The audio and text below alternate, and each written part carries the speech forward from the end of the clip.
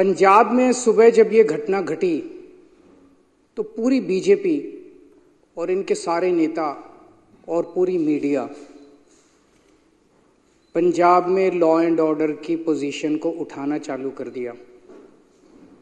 पंजाब में तो हमने एक घटना को घटने से रोक लिया, लेकिन जब दिल्ली के अंदर सरेआम मर्डर हो रहे हैं, सरेआम शूट आउट हो रहे हैं, पूरी राजधानी गैंगस्टर्स के कब्जे में है, जगह जगह नशा बिक रहा है, महिलाओं के साथ बलात्कार हो रहे हैं, तब पूरी की पूरी बीजेपी ऊपर से नीचे तक चुप हो जाती है। और जब इनसे पूछा जाए तो इनके बड़े बड़े नेता कहते हैं क्राइम तो मुद्दा ही नहीं है, दिल्ली में लॉ एंड ऑर्डर तो मुद्दा ही नहीं है।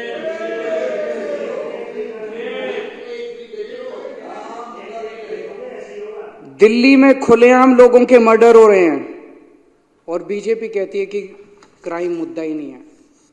दिल्ली में महिलाओं के बलात्कार हो रहे हैं, महिलाएं असुरक्षित हैं, बीजेपी कहती है कि लॉ एंड ऑर्डर मुद्दा ही नहीं है।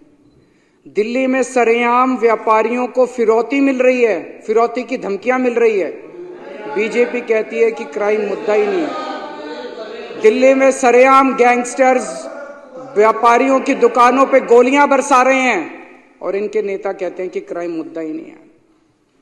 गृह मंत्री अमित शाह की सीधे सीधे जिम्मेदारी बनती है कि दिल्ली की कानून व्यवस्था को सुचारू रूप से चलाया जाए, और गृह मंत्री के घर के 20 किलोमीटर 30 किलोमीटर के दायरे के अंदर सरेआम शूट आउट चल रहे हैं, गैंगस्टर्स पूरा दिल्ली पे कब्जा कर चुके हैं और गृह मंत्री आराम से अपने घर में सो रहे हैं, उन्हें दिल्ली की कोई चिंता नहीं है।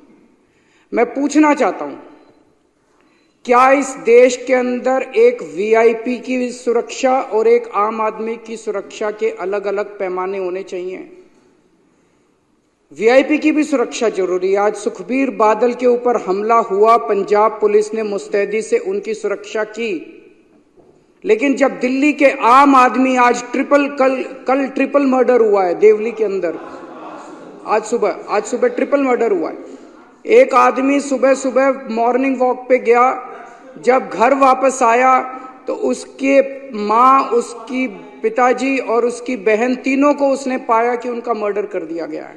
ये इनके लिए मुद्दा ही नहीं है, ये कहते हैं मुद्दा ही नहीं है। मैं पूछना चाहता हूं, क्या आम आदमी की सुरक्षा मायने नहीं रखती? क्या आम आदमी के जान की कीमत एक वीआईपी की जान से ज्यादा कम कीमती है? आप उस लड़के से पूछो जिसके 3 लोगों की मौत हो गई, उसके लिए तो सबसे ज्यादा वीआईपी उसके माता पिता और उसकी बहन ही सबसे ज्यादा वीआईपी थे। तो मैं इनको बीजेपी वालों को कहना चाहता हूं, तुम मेरे जितने मर्जी एमएलए को गिरफ्तार कर लो, जितने मर्जी मेरे ऊपर लिक्विड गिरवा लो, जितने मर्जी मेरे ऊपर हमले कर लो, मैं तो दिल्ली के आम लोगों की सुरक्षा का मुद्दा उठाता रहूंगा जब तक मेरे